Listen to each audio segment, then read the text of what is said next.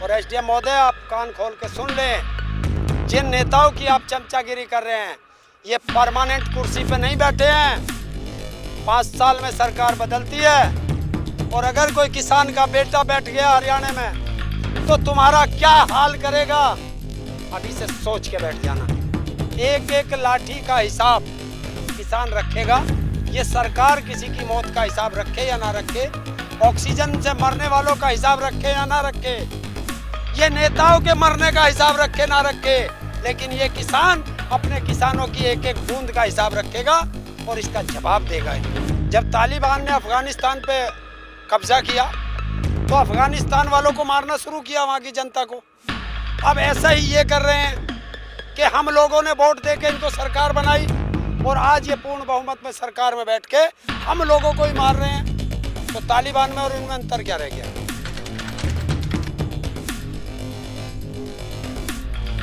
नमस्कार, आप देख रहे हैं बहुजन टीवी और मैं हूं आपके साथ पूजा। कल हरियाणा के करनाल से जो तस्वीरें सामने आई, जिस तरीके की वहां पे बर्बरता की गई प्रशासन द्वारा किसानों पर, वो तस्वीरें आपने भी देखी होंगी। लहूलुहान अपने गमछों से, अपने पगड़ी से अपने खून को पोंछते दबाते वो किसान जिनके सर फट चुके हैं, उनमें से एक किसान अब शहीद भी बताए जा रहे हैं कि उनकी शहादत हो गई है। और इन सबके बीच सरकार, देश के प्रधानमंत्री जलियांवाला बाग में एक स्मारक का उद्घाटन करते हैं। वो कहते हैं कि देश में जो त्रासदी हुई थी, जो क्रांति थी, उसका प्रतीक है ये।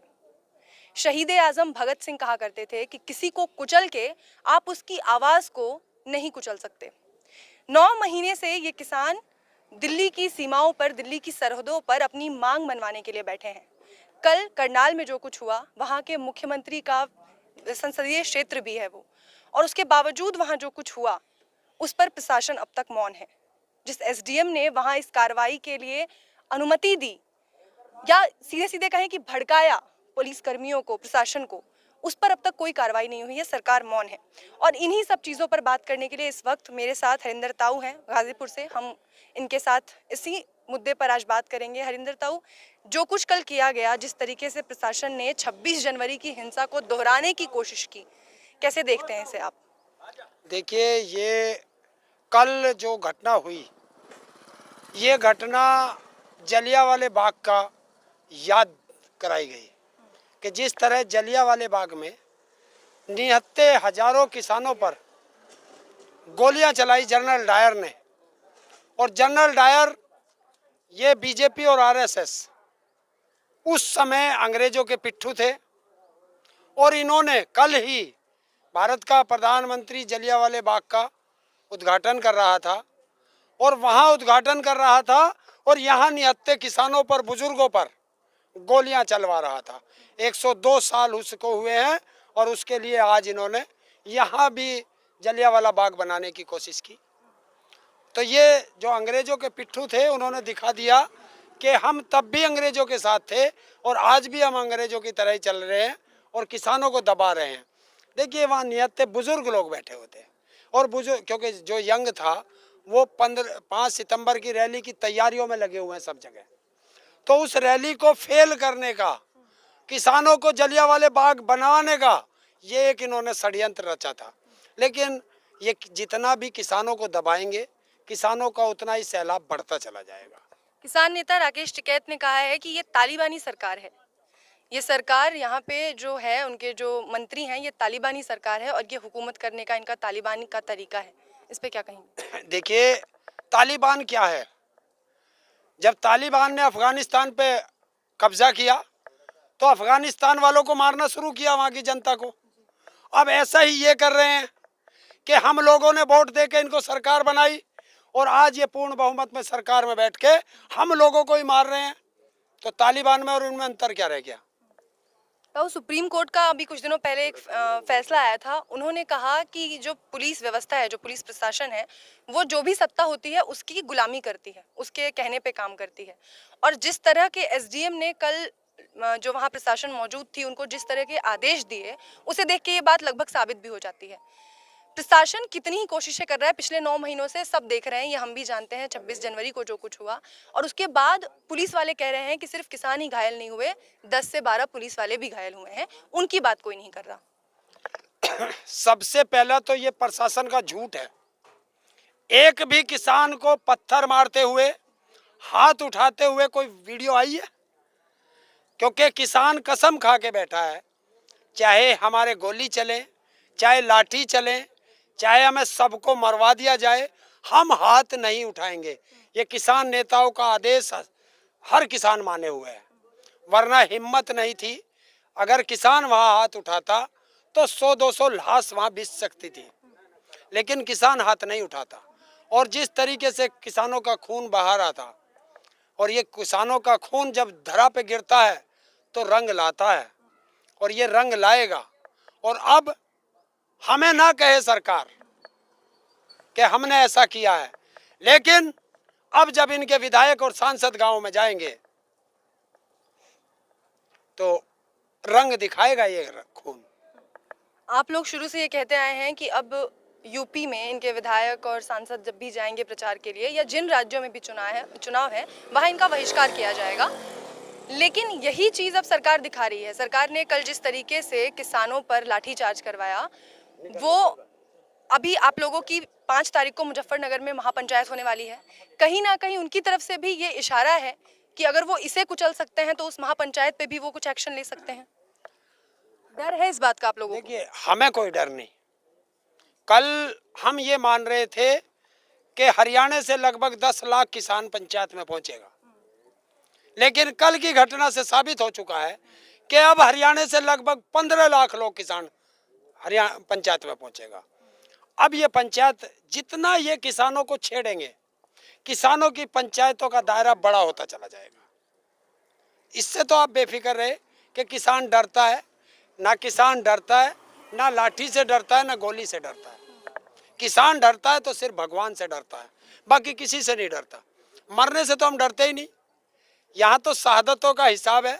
हमारे तो रोज बेटे तिरंगे में लिपट करके आते हैं, और जब एक बेटा आता है तो अगले दिन दूसरा बेटा कहता है पापा आज मेरा फौज में जाने का नंबर आ गया। उसको खुशी खुशी भेजते हैं, वरना बताओ कोई नेता भेज सकता है क्या? लेकिन ताऊ, ये वो सरकार है जिसने 600 किसानों की शहादत का कोई आंकड़ा नहीं रखा है।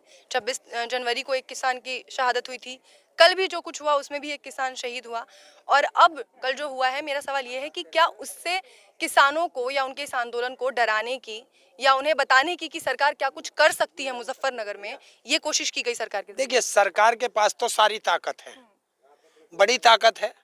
हम लोग नहीं लड़ सकते सरकार से, ये तो तय है, लेकिन मुकाबला करेंगे, डरेंगे नहीं। ये डराने की तो कोशिश है। ये कन्फर्म है कि हमारी 5 सितंबर की पंचायत को डिस्टर्ब करने का ये इन्होंने तरीका ढूंढा था, लेकिन किसानों की पंचायत को डिस्टर्ब नहीं कर पाएंगे। और ये तो वर्ल्ड की महा ऐतिहासिक पंचायत होगी, पूरे वर्ल्ड की निगाह लगी हुई है, और हम भी इसकी पूरी तैयारी कर रहे हैं कि ताकि कोई भी जो हमारा मेहमान आए वो भूखा या प्यासा ना रह जाए। उसके लिए खाने की, पानी की व्यवस्था में लगे हुए हैं लोग सारे, इसलिए यहाँ भी थोड़े लोग कम हैं। और इससे हमें कोई फ़र्क नहीं पड़ेगा कि ये हमारा जितना खून बहाएंगे, क्योंकि किसान का जब जब खून निकलता है किसान में उबाल आता है, और वो उबाल इन्होंने ला दिया है। अब उसका असर आपको 5 तारीख को दिखाई देगा मुजफ्फरनगर में, और सारा हिसाब लिया जाएगा। एक एक लाठी का हिसाब किसान रखेगा। ये सरकार किसी की मौत का हिसाब रखे या ना रखे, ऑक्सीजन से मरने वालों का हिसाब रखे या ना रखे, ये नेताओं के मरने का हिसाब रखे ना रखे, लेकिन ये किसान अपने किसानों की एक एक बूंद का हिसाब रखेगा और इसका जवाब देगा इनको। कल जिस एसडीएम ने ये आदेश दिए अपने पुलिस कर्मियों को, आयुष सिन्हा, उनके ऊपर अब तक सरकार मौन है। अब तक कोई कार्रवाई नहीं की गई है। उनके बारे में लगातार कि संयुक्त किसान मोर्चा की तरफ से कहा जा रहा है कि उन्हें बर्खास्त किया जाए, इसकी मांग की जा रही है। कल घेराव भी किया गया संयुक्त किसान मोर्चा की तरफ से, लेकिन इसके बाद भी प्रशासन इस पे मौन है। इसे कैसे देख रहे हैं आप? देखिए, ये उन 3 काले कानून में से एक अध्याय है, ये उसका असर है। और जो वो रूबी का लियाकत पूछ रही थी राकेश टिकैत जी से कि आप बताइए, मैं आपके साथ आंदोलन में बैठूंगी, फलाना करूंगी, ढिकड़ा करूंगी, तो ये उसका एक अध्याय का एक पार्ट आया है कि उसमें लिखा है कि जब किसान के साथ इस कानून के माध्यम से कोई दिक्कत आएगी तो वो एसडीएम की अदालत में जा सकता है। तो एसडीएम कैसा होगा ये कल उसने दिखा दिया कि किसान का सर फूट के आना चाहिए मेरे पास, तो क्या वो किसान का निर्णय कर पाएगा? ये उस काले कानून का काला अध्याय कल उसने दिखा दिया। और एसडीएम महोदय, आप कान खोल के सुन लें, जिन नेताओं की आप चमचागिरी कर रहे हैं ये परमानेंट कुर्सी पे नहीं बैठे हैं। 5 साल में सरकार बदलती है, और अगर कोई किसान का बेटा बैठ गया हरियाणा में तो तुम्हारा क्या हाल करेगा, अभी से सोच के बैठ जाना। ये चेतावनी है मेरी तरफ से। बीजेपी में ना ये एक तरीके का रिवाज रहा है कि जो भी इस तरीके के आदेश देता है या इस तरीके की बयानबाजी करता है उसका प्रमोशन कर दिया जाता है। तबादला और बर्खास्त करना हमने अभी तक ना देखा है ना बीजेपी का इतिहास रहा है। बीजेपी का इतिहास तो हत्यारों को प्रमोट करना है।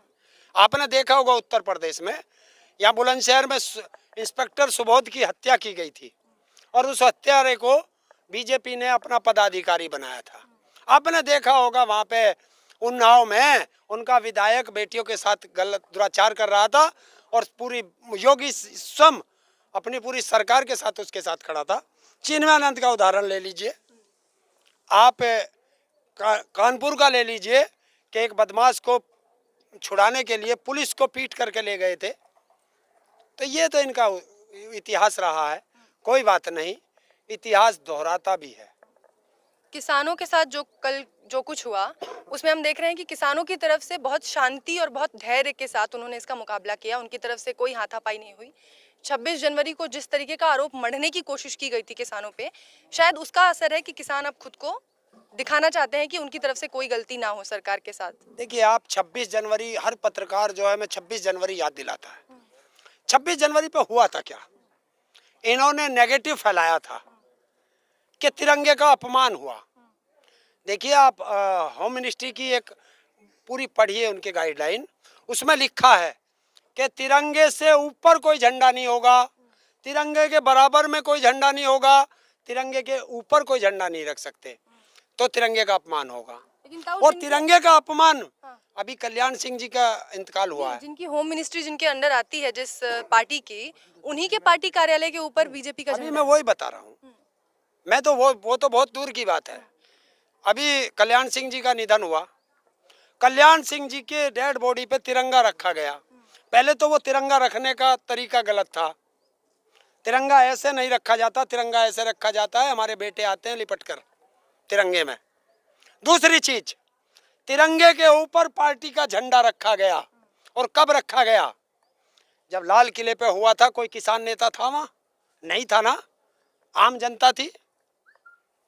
और जब वहां हुआ, देश का प्रधानमंत्री खड़ा था, उत्तर प्रदेश का मुख्यमंत्री खड़ा था, बीजेपी का राष्ट्रीय अध्यक्ष खड़ा था, प्रदेश अध्यक्ष खड़ा था, सारे मंत्री खड़े थे, और उत्तर प्रदेश का डीजीपी खड़ा था।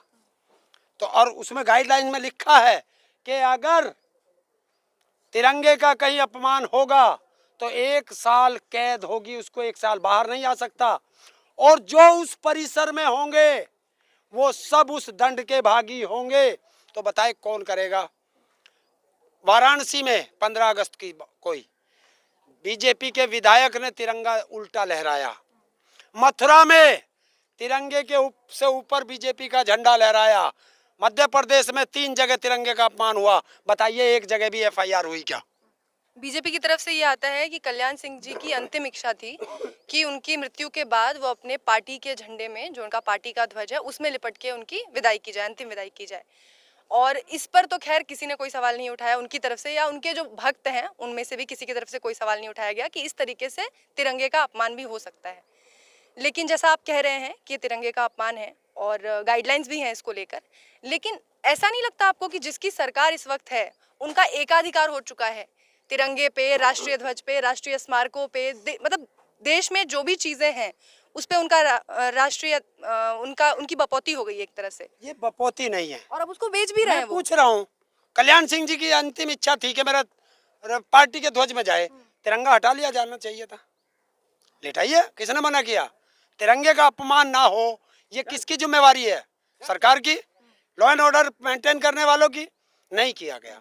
दूसरी चीज, एकाधिकार का मतलब है, देखिए ये वे लोग हैं जो 1947 से 1950 तक इस तिरंगे को जलाते थे, और 1950 से लेके 52 साल तक, 52 साल का रिकॉर्ड है, आज तक इन्होंने तिरंगे को नहीं लहराया अपने हेडक्वार्टर पर नागपुर।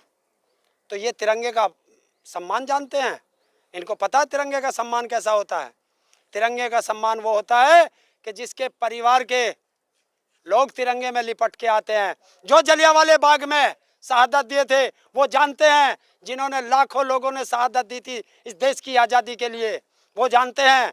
अरे इस देश की आज़ादी को जानते हैं सरदार भगत सिंह, चंद्रशेखर आज़ाद, अशफाकुल्ला खां, ये लोग जानते हैं आज़ादी की कीमत क्या है। आज वे भी रोते होंगे, क्या हमने इस देश की इन लोगों के लिए आज़ादी के लिए अपनी शहादत दी है।